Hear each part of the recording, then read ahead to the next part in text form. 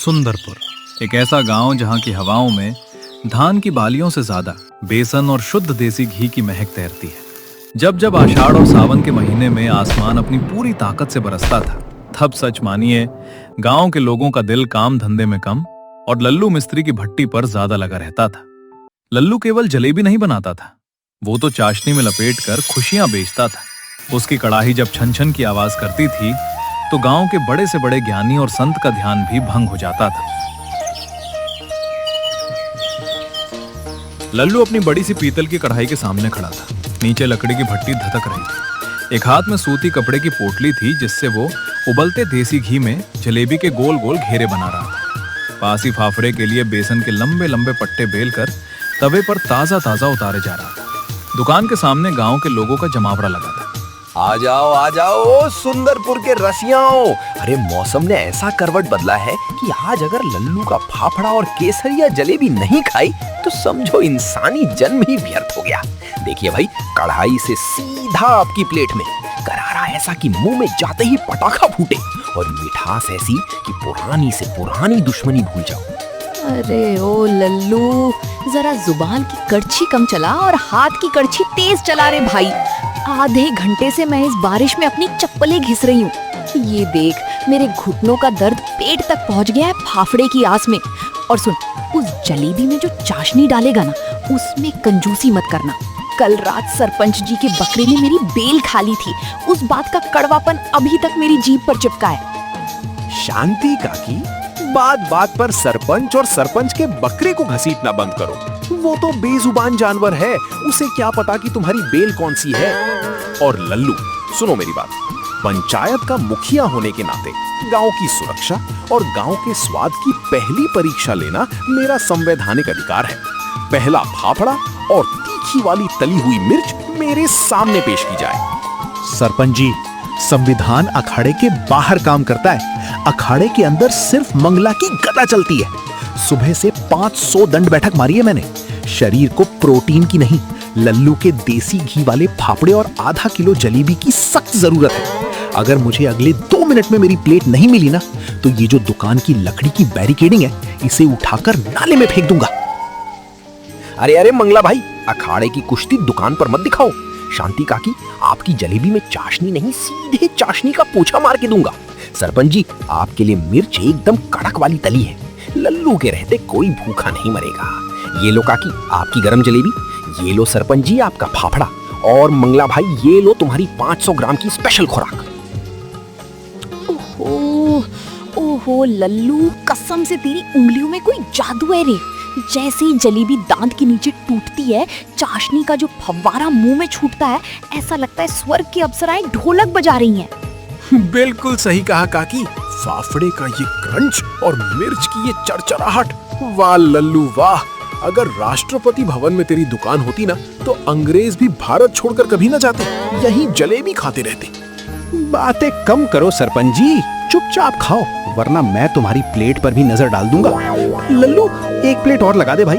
आज बारिश रुकने का नाम नहीं ले रही और मेरा पेट रुकने का नाम नहीं ले रहा। गांव के लोग लल्लू के स्वाद के सागर में गोते लगा रहे थे। किसी को यह अंदेशा नहीं था कि इसी बारिश के काले साए में गांव की सीमा पार करके एक ऐसा बिन बुलाया मेहमान दाखिल हो रहा था जो सुंदरपुर की इस खुशहाली को लूटने आया था।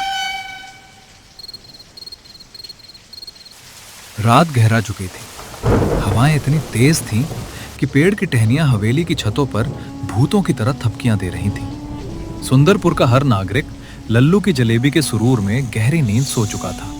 तभी हवेली की पिछड़ी झाड़ियों को चीरता हुआ बाहर निकला शहर का खूंखार, चालाक लेकिन बेहद बदनसीब चोर कलुआ। कलुआ हाथ में टॉर्च लेकर बड़े बरगद के पेड़ के पीछे छुपकर हवेली का जायजा ले रहा था। आहा, क्या रात चुनी है कलुआ तूने। मूसलाधार बारिश, कड़कती बिजली और ये भयंकर सन्नाटा। ऐसे मौसम में तो अगर हवेली की छत भी गिर जाए तो सोए हुए खर्राटों के शहंशाहों को खबर तक नहीं होगी। आज सुंदरपुर के सरपंच का सारा पुश्तैनी खजाना खाली करके जाऊंगा। सुना है इसके दादाजी ने अंग्रेजों के जमाने के सोने के सिक्के छुपा कर रखे हैं। कलुआ हवेली की ऊंची दीवार की तरफ बढ़ता है। दीवार पर बारिश की वजह से काई जमी हुई है। वो चढ़ने की कोशिश करता है लेकिन पैर फिसल जाता है और वो सीधे नीचे कीचड़ के गड्ढे में गिरता है। आउच! मेरी रीढ़ की हड्डी के मन के हिल गए। अरे बाप रे, ये गांव वाली दीवार पर क्या गोबर और ग्रीस मिलाकर पूतते हैं क्या? कितना फिसलन है। लेकिन कोई बात नहीं, कलुआ हार मानने वालों में से नहीं है।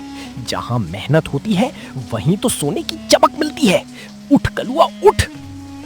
कलुआ कपड़े झाड़ता है, फिर दीवार पर लगे लोहे के ग्रिल को पकड़कर धीरे धीरे ऊपर चढ़ता है। वो हवेली की पहली मंजिल की खिड़की तक पहुंच जाता है। अपनी सब्बल से खिड़की की पुरानी लकड़ी के ताले को धीरे से चटकाता है।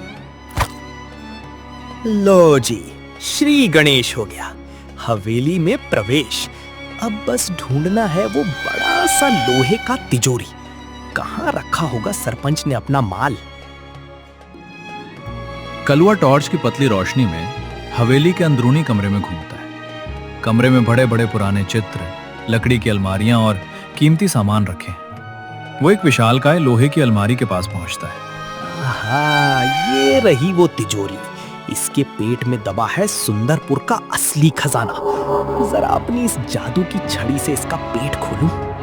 कलुआ पूरी ताकत लगाकर अलमारी का ताले पर दबाव डालता है। लोहे से लोहा रगड़ने की आवाज आती है। थोड़ा जोर लगाने पर अलमारी का दरवाजा खुल जाता है। अंदर सोने की चूड़ियां, पुराने हार और रुपयों के मोटे मोटे बंडल रखे थे। वाह कलुआ वाह, तेरी किस्मत! आज तो तू करोड़पति बन गया।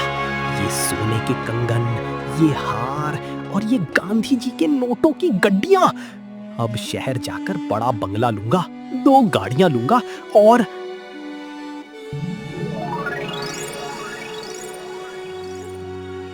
कलुआ का प्लान 100% सफल हो चुका था। माल झोले में जा चुका था और भागने का रास्ता साफ था। कलुआ अपने झोले की जिप बंद करने ही वाला था कि अचानक खिड़की के बाहर से बहकर आई हवा का एक झोंका उसके चेहरे से टकराता है। हवा में एक अद्भुत, सम्मोहक और जायकेदार सुगंध थी। कलुआ की नाक अचानक फड़कने लगती है। अरे ये कैसी हवा बहने लगी अचानक? ये खजाने की महक तो नहीं है। ये नोटों की कागजी खुशबू भी नहीं है। ये तो, हे भगवान, ये तो उबलते हुए बेसन, पिसे हुए सौंठ, अजवाइन और हरी मिर्च के तड़के की महक है। कलुआ एक और लंबी सांस खींचता है।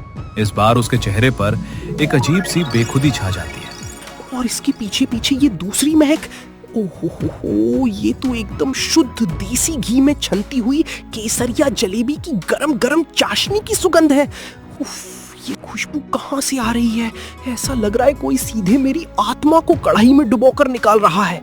दरअसल लल्लू मिस्त्री सुबह के मेले के लिए रात के 1 बजे ही अपनी दुकान के पिछले कमरे में अगले दिन के फाफड़े का आटा तैयार कर रहा था और जलेबियों के लिए चाशनी का नया खौल तैयार कर रहा था।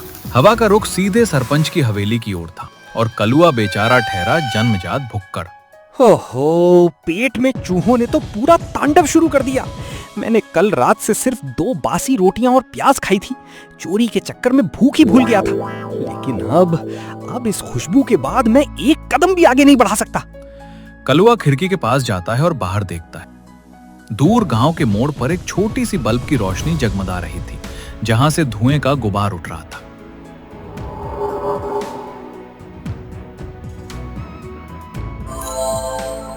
अरे कलुआ, तू पागल हो गया है क्या?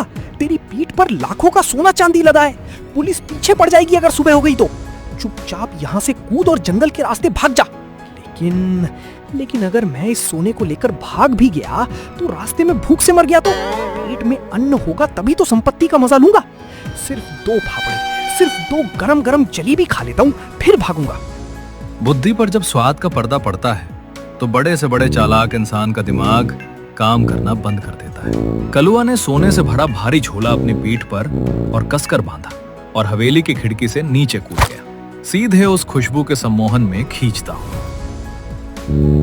कलुआ लल्लू की नजर चुकाते हुए धीरे धीरे बिल्ली की तरह दबे पांव दुकान की तरफ मुड़ता है। आहा, यहाँ तो स्वाद का ज्वालामुखी फटा हुआ है। पूरी दुकान में घी और चाशनी की ऐसी महक है कि मेरा तो सिर चकरा रहा है।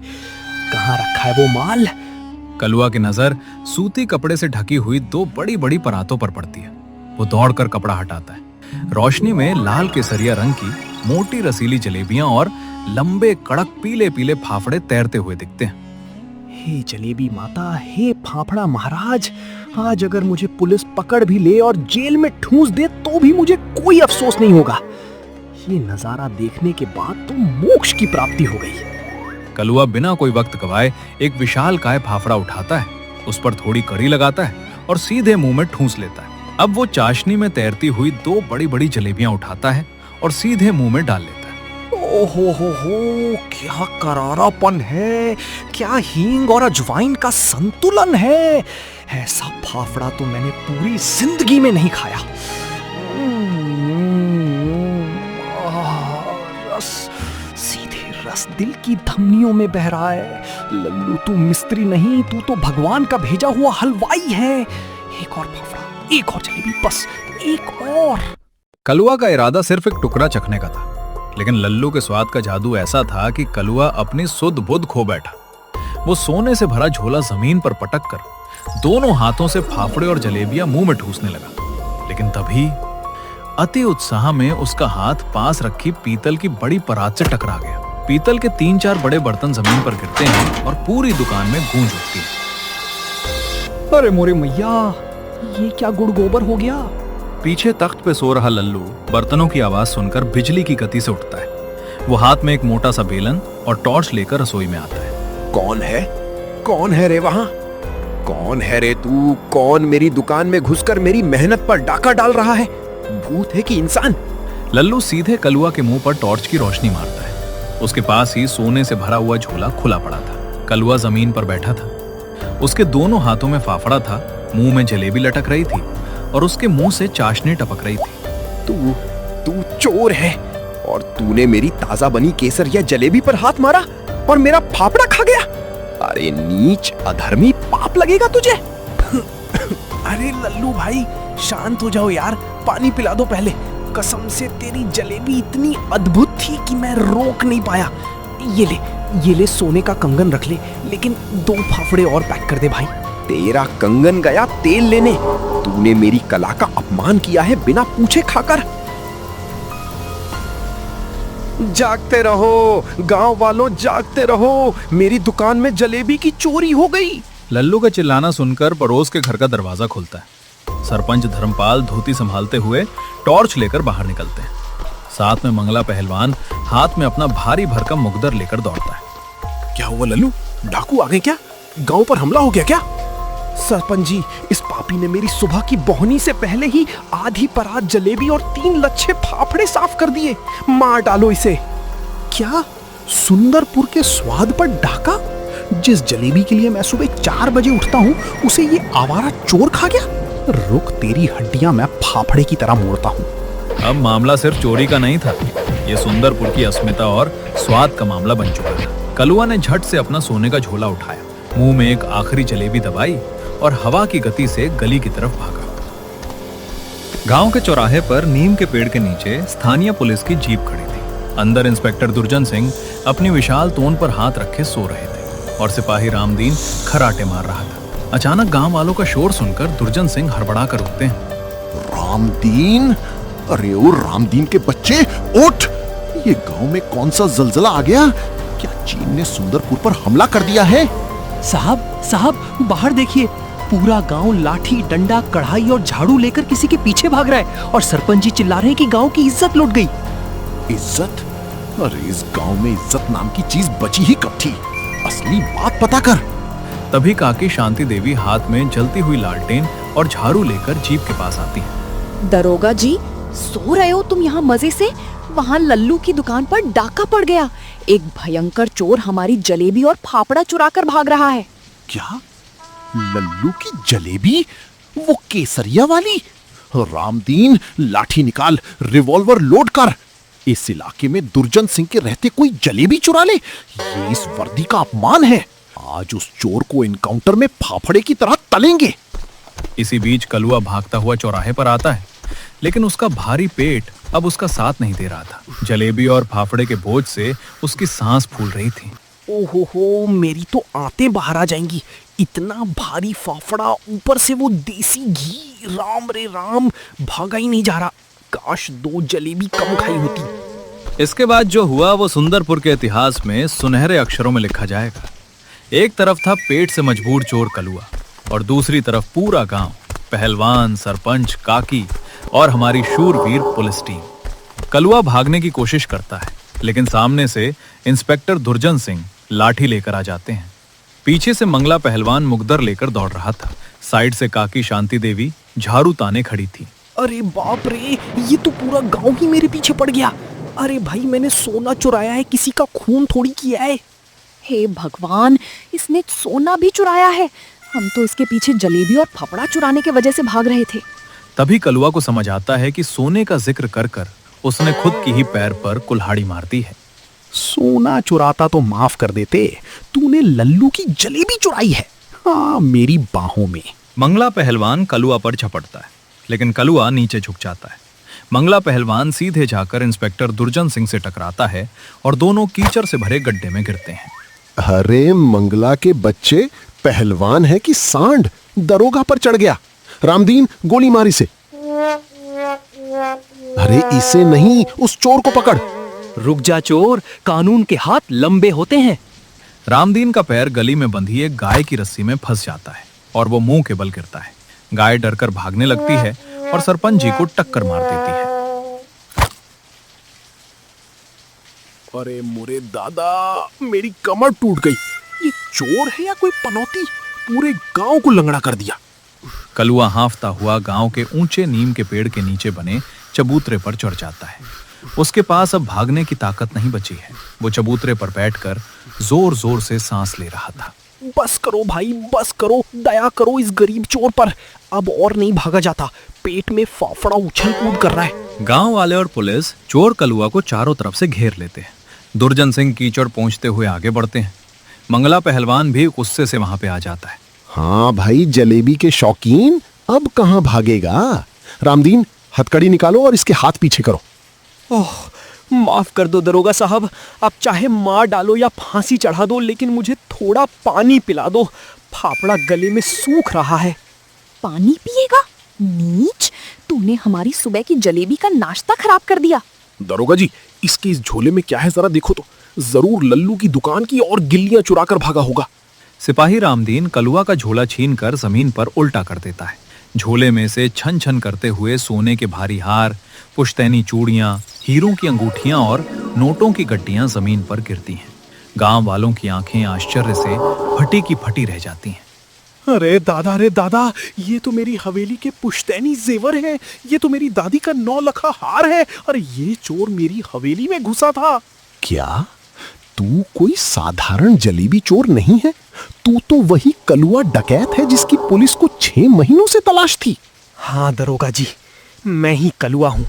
मैंने शहर की 3 तिजोरियां तोड़ी हैं। आज भी मैं सरपंच की हवेली से लाखों का माल साफ करके बड़ी सफाई से निकल रहा था। तो फिर तू मेरी दुकान में क्या कर रहा था बे? अरे लल्लू भाई, क्या बताऊं, तेरी उस पापी, स्वादिष्ट और रसीली जलेबी की खुशबू ने मेरा पूरा करियर बर्बाद कर दिया। मैं तो सोने का झोला लेकर भाग रहा था, लेकिन तेरी कढ़ाई से उठती देसी घी की महक ने मेरी नाक में नकेल डाल दी। मेरा ईमान डगमगा गया। मैंने सोचा 2 फाफड़े खा लूं, फिर स्वाद ऐसा लगा कि मैं भागना ही भूल गया। ये सुनते ही पूरे गांव में सन्नाटा छा जाता है और फिर अचानक सभी लोग पेट पकड़कर जोर जोर से हंसने लगते हैं। अरे बाप रे, सोने की डकैती जलेबी के चक्कर में फेल हो गई। धन्य हो लल्लू, धन्य हो तेरी जलेबी। वाह कलुआ वाह, तू चोरी में तो फेल हो गया, लेकिन स्वाद की परख में पास हो गया। दरोगा जी, इसे जेल ले जाओ, लेकिन जेल में इसे रोज 2 बासी रोटियां ही देना, जलेबी मत देना। बिल्कुल सरपंच जी। और लल्लू भाई, इस बात पर कि तेरी जलेबी ने राज्य का सबसे बड़ा चोर पकड़वा दिया, अब पूरे गांव के लिए और पुलिस महकमे के लिए 10 किलो ताजा जलेबी और फाफड़ा फिर से छाना जाए। खर्चा सरपंच जी देंगे। हाँ, आज की दावत मेरी तरफ से। सुंदरपुर की जलेबी की जय हो। तो चलो भाई, चौपाल पर कढ़ाई फिर से गर्म हो रही है। सुबह की लाल किरणें सुंदरपुर के आसमान पर बिखर रही थी। बारिश थम चुकी थी और ठंडी हवाओं में एक बार फिर ताजा जलेबी और फाफड़े की खुशबू खुल रही थी। कलुआ जीप की पिछली सीट पर बैठकर हथकड़ी पहने हुए भी लल्लू की भट्टी से उठते धुएं को देखकर मुस्कुरा रहा था। आखिर सुंदरपुर का यह नियम था, यहाँ कानून से कोई बचे न बचे, लेकिन लल्लू के स्वाद के जाल से बचना नामुमकिन था।